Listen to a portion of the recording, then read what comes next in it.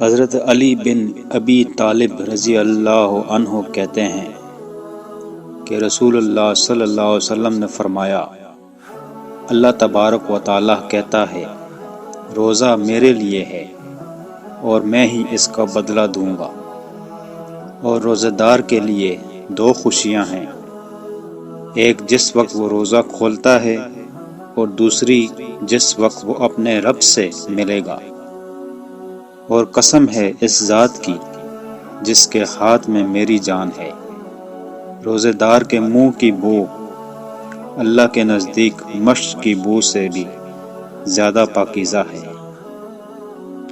حضرت ابو ہریرہ رضی اللہ عنہ روایت ہے کہ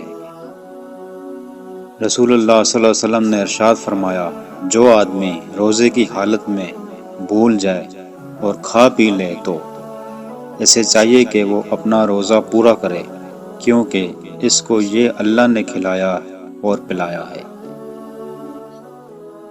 حضرت ابو ہریرہ رضی اللہ عنہ روایت ہے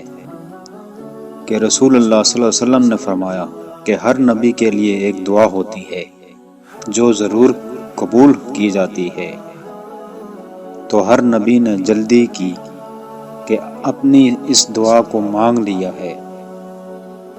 اور میں نے اپنی دعا کو قیامت کے دن اپنی امت کی شفاعت کے لیے سنبھال رکھا ہے، اور اگر اللہ نے چاہا تو میری شفاعت میری امت کے ہر اس آدمی کے لیے ہوگی